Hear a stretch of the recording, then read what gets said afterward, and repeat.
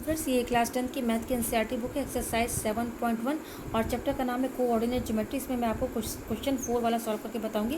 Question 4 क्या कह रहा है, check whether 5 - 2 6 4 and 7, -2 are the vertices of an isosceles triangle. हमें ये चेक करना है कि ये जो तीनों पॉइंट्स दिए हुए हैं ये आइसोसेलेस ट्रायंगल के वर्टिसेस हैं। ठीक है, हमें ये चेक करके दिखाना है। तो सबसे पहले हम ये जान लेते हैं कि आइसोसेलेस ट्रायंगल किसे कहते हैं। आइसोसेलेस ट्रायंगल उसे कहते हैं, ट्रायंगल में कितने साइड होते हैं, 3 साइड होते हैं। ठीक है, ये और ये 3 साइड है। तो आइसोसेलेस ट्रायंगल किसे कहते हैं, जिसमें 2 साइड इक्वल हो, चाहे ये इक्वल हो दोनों, ठीक है, चाहे ये और ये इक्वल हो, चाहे आपका ये और ये इक्वल हो, पर आइसोसेलेस ट्रायंगल में दो साइड जो होते हैं वो इक्वल होते हैं। ये इसकी प्रॉपर्टी है। और वर्टिसेस किसे कहते हैं, वर्टिसेस यहाँ पर देखिए, ये जो कॉर्नर है ना, जहाँ पर 2 लाइन आके मिल रहे हैं यहाँ पर, इसी को हम वर्टिसेस कहते हैं। ठीक है, ये वर्टिसेस हो गया। तो देखिए यहाँ पर हमारा ये देखिए 3 दिया भी है, क्योंकि देखिए इसमें 3 वर्टिसेस है, ट्रायंगल है, तो यहाँ पर 3 पॉइंट्स भी दिए, एक ये और दूसरा ये, तीसरा ये। तो ठीक है, पहले हम एक क्या बना लेते हैं, आइसोसेलेस ट्रायंगल। ये बना लिया हमने। ठीक है, तो ये तीनों पॉइंट्स है, तो यहाँ पर मैं इसको ए मान लेती हूँ, इस वाले वर्टिसेस को, इसको बी मान लेती हूँ और इसको सी। ठीक है, तो ये जो ए पॉइंट है, ये ए पॉइंट है, पॉइंट ए है, और इसका पॉइंट क्या है, ये 5 और -2। ठीक है, उसी तरह से ये हमारा ये 6 और 4 जो है, इसको मैंने पॉइंट बी मान लिया। ठीक है, क्या पॉइंट बी, तो ये बी है हमारा, तो इसका पॉइंट क्या है 6 और 4, और इस वाले पॉइंट को मैंने सी मान लिया, क्योंकि जो कि यहाँ पर जो पॉइंट्स दिए हैं ना, इनको नाम देना पड़ेगा। तो मैंने ए बी सी नाम दिया, तो इस पॉइंट का मैंने नाम ए दे दिया है, तो देखिए ये ए हो गया, इसको बी दे दिया, और अब ये पॉइंट हमारा सी है, तो इसका पॉइंट क्या है 7 और -2। ठीक है, तो ये हमें 3 पॉइंट्स मिल गए हैं। तो अगर हम इसमें ये क्या निकालते हैं, पहले अगर हम ए बी निकाल लें, ए बी, ए सी और बी सी, ये तीनों साइड हम निकाल लेंगे। उसके बाद ये तीनों साइड निकालने के बाद अगर हम देखते हैं कोई 2 साइड अगर इक्वल होती है, तब हम प्रूफ कर देंगे कि आइसोसेलेस ट्रायंगल है। तो देखिए पहले हम ये लेते हैं ए बी साइड, ये साइड ए बी है, तो देखिए ए बी है, तो यानी कि हमें ए बी यानी कि इसकी लेंथ पता करनी है, यानी कि डिस्टेंस पता करनी है। तो हमको तो डिस्टेंस का फॉर्मूला मालूम है, तो हमें क्या निकालना है, ए बी का डिस्टेंस निकालना है। तो सबसे पहले आप यहाँ पर किसका निकालना है, ए बी का निकालना है, तो यहाँ ए लिखिए और यहाँ पर बी, और जस्ट ए का पॉइंट आपका क्या है 5 और -2 है, और बी का पॉइंट्स क्या है 6 और 4।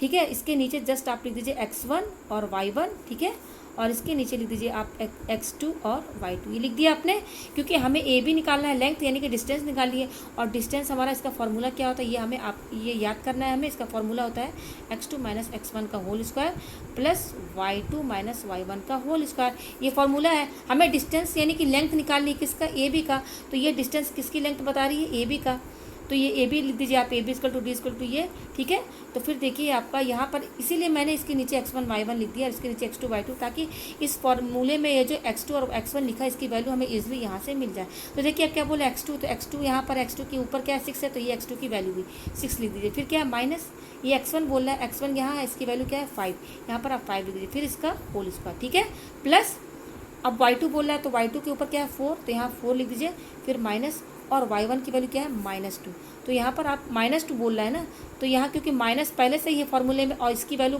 -2 है, तो यहाँ ध्यान दीजिएगा कि आप इसको ब्रैकेट के अंदर लिखेंगे। ठीक है, किसके अंदर लिखेंगे, ब्रैकेट के अंदर। ठीक है, यहाँ पर वैसे ये वाला ब्रैकेट लगेगा। ठीक है, ये वाला, ठीक है, ये वाला। तो अब देखिए आगे क्या करेंगे आप, ये तो 6 में से 5 गया, 1 का होल स्क्वायर प्लस, यहाँ पर देखिए, यहाँ पर आप 4 लिखिए, क्योंकि आपको ये ब्रैकेट खोलेंगे तो माइनस माइनस क्या हो जाएगा प्लस, फिर ये पूरे में होल स्क्वायर लगा, आप इसको लगा देंगे, फिर इसको सॉल्व करेंगे, तो 1 का होल स्क्वायर 1 ही होगा, प्लस ये 4 और 2 क्या हो जाएगा हमारा 6, और 6 का होल स्क्वायर यानी कि 6 को 2 बार इंटू करेंगे तो क्या आएगा 36, और 36 और 1 क्या हो जाएंगे हमारे √37। यानी कि जो हमने अभी ए बी निकाला, इसका डिस्टेंस, इसका जो लेंथ हमारा आया वो क्या है √37। अब हम क्या निकालते हैं, ए सी। हमें क्या निकालना है, ए सी का डिस्टेंस निकालना है, तो ए और सी यहाँ लिख देते हैं, ए और सी। ए का पॉइंट क्या है 5 और -2, और सी का पॉइंट क्या है हमारा 7 और -2, ये हमारे पॉइंट्स हैं।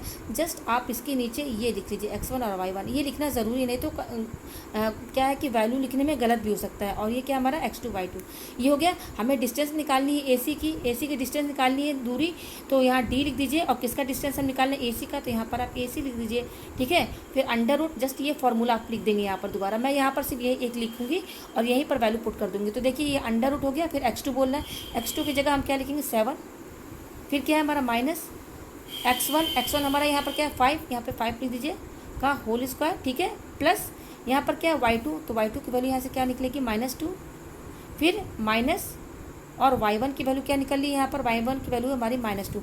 तो देखिए यहाँ माइनस के बाद यह y1 की वैल्यू भी -2 है, माइनस में है। तो यहाँ पे आप ध्यान दीजिएगा, ये माइनस तो है और ये -2 है, तो इस -2 को ब्रैकेट के अंदर लिखेंगे, ठीक है। फिर इसका क्या है पूरा होल स्क्वायर, क्योंकि फॉर्मूले में होल स्क्वायर है, ठीक है। ये हो गया हमारा। फिर ये क्या हो जाएगा, 7 में से 5 गया 2, तो 2 का होल स्क्वायर, ठीक है। प्लस ये क्या हो जाएगा, ये -2 ही रहेगा, और जब ये ब्रैकेट खोलेंगे तो माइनस क्या हो जाएगा, प्लस 2 का होल स्क्वायर, ठीक है। तो ये तो हमारा 4 हो जाएगा, प्लस ये -2 + 2 माइनस प्लस माइनस, तो ये तो कट के 0 हो जाएंगे, यानी कि 0 का होल स्क्वायर।